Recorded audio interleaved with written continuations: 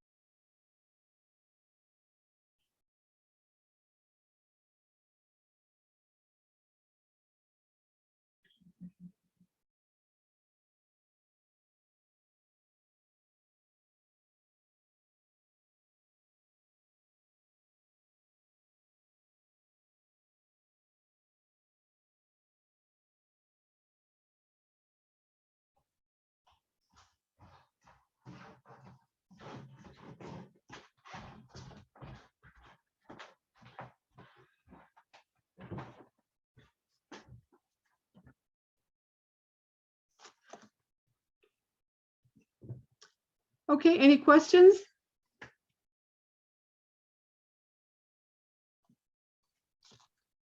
What brand of paint was that red iron oxide? That's Americana. Okay, thank you. Basically, you want kind of a reddish brown.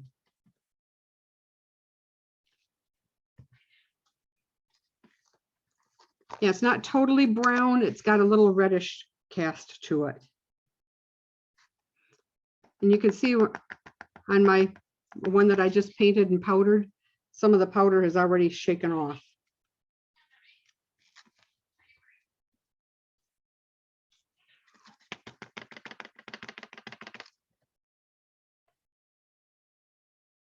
If you take a paintbrush and dust this after it's dry, almost all of it will come off. Because you can see the difference between the one on my sample and the one that I just did. The one I just did looks a lot whiter. That one, this one up here, I brushed and almost all the powder came off.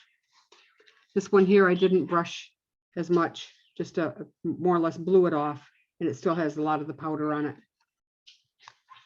But you want to put that on there right away when it's wet.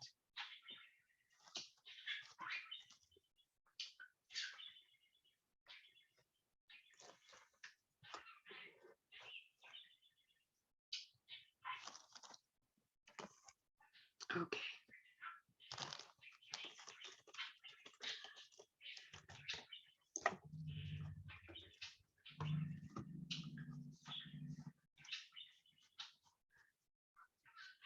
When you get done painting your succulent, are you ready for a 5-minute break to get up and stretch? Yes. And question, did you put something on the plant before powdering it? No, I just painted it. Just the paint. And if you wanted to make a base for all your flowers, what would you use to make it look like a garden? It depends on what you want to do. My sample, I just used a foam tray, and you can cover that with like the espresso coffee grounds. They have to be used. Don't use them unused.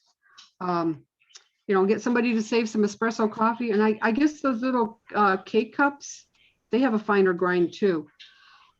Whatever you want to use for a mulch. But by using styrofoam, you can press your plant stems down in there very easy. Oh, okay. Thanks. And you could just paint it or use the coffee grounds or anything, right? Mm-hmm. Okay. Yeah. And my bricks, my bricks I put around here, these are made with fun foam. Some of you were at the MCC meeting that one night when I showed that. This is the thicker fun foam. So it's the thickness of the styrofoam tray. And what I do, I paint a base color. I use like either the brown or the black fun foam. So cut them the shape that you want them. Paint them a medium gray, then dab on, no, I think I did light gray. Then I dabbed on medium gray and then black to make them look like granite stone. But whatever color stone you want, just paint it solid, the first color, and then dab on your other colors. That looks really nice. Thank And the you. nice thing about fun foam, you can cut them. I didn't do a good job. This was just throw it together quick so you can see. But with the fun foam, there's one over here where I actually cut the stone in order to make it fit for the going around the corner. So you can cut it to any shape. And when you use a black one with these gray stones, it doesn't really show when you cut it and put it together because they're kind of dark in between anyway. So don't get a light colored foam. Always use a darker colored one. The like black or the brown would work also. But the black is really the best.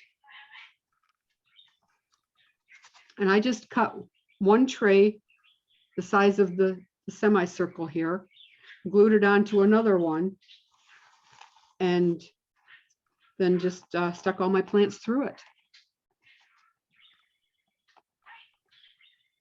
Thank you.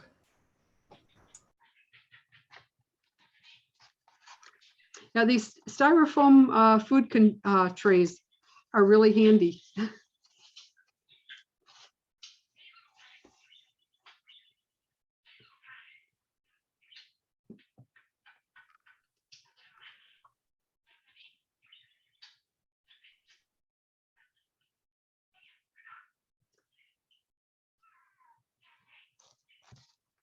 This mounded plant or impatiens and the hanging basket, we'll come back to that if we still want to after we get done assembling the plants, because this is pretty well self-explanatory. You shape your flowers and glue them on.